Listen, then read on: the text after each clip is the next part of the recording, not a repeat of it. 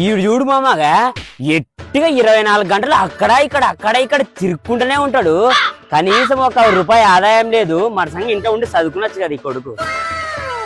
ఏమో ఎంత పనికి రాని కొడుకు ఇన్ని రోజులు చదువు అని దుడ్లాగం చేసే టైం వేస్ట్ చేసుకునే మళ్ళీ ఇప్పుడు ఏవో గవర్నమెంట్ జాబ్ లా కానీ ఇట్లా ఇంటికాడ కూర్చొని ఆన్లైన్ కోచింగ్ అనుకుంటే డబ్బులు వేస్ట్ చేసుకుంటూ కూర్చున్నాడు. ఇదే యాదో ప్రైవేట్ దాంట్లో చేసుకుంటే ఏమై లేదంటే యాదన్నా అంగిట్లో పోయి యాదో పని చేసుకుంటే దాడా నా కొడుకులకి వాన్ బాతుకుదేడా పిల్లగాడు కాల్సి ఎవడని చెప్పు చేపల పని చేస్తాడా నెమ్మ వాళ్ళ అప్పం వల్ల మర్యాద దీనికే పనికిరాని గాడిద కొడుకు. వాళ్ళకెట్ట 3 ఎకరాలు చేను ఉంది మరసంగి చేనులో పని చేసుకుంటే ఏమే గాడి చదివినట్టు చదివి ఇప్పుడు వచ్చి చేనులో పని చేసుకుంటున్నాడు. మామింత చేసి ఇంత ఉద్ధరించామా ఇంకా ఈమె కూడా చేసి ఉద్ధరిస్తాడు. యాదో పెళ్లి చేసుకొని ఇంత వల్ల కాసరు ఉండక ఈడొచ్చి చేయడం అవసరమా?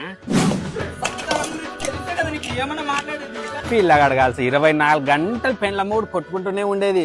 ఏమో గింత సన్న ఏగులలో పెళ్లిళ్ళు చేసుకుంటే పెద్ద మొగళ్ళు అక్కడ ఇప్పుడు సంసారం చేయలేక 24 గంటలు కొట్లాడతారు. ఏమో ఏం బతుకులు ఇట్టాడు కొడుకులు ఏదైనా మంది తాగి సస్తే మేలు కాదు ఇట్టాడు కొడుకులు ఏడికి బతకాల ఊరికి భారం. పాపము పిల్లగాడు చాలా మంచోడరా చాలా గుణవంతుడు. చిన్న పాయం పెట్టి మంది తాగి చచ్చిపోయా ఇంకా బతకాల్సిండరా. ఏమా దేవుడు వారసలేడురా ఇట్లా మంచి వాళ్ళనే కొండపోతాడు. చెడు చేసేది ఒకటి గెలికేది మీరే.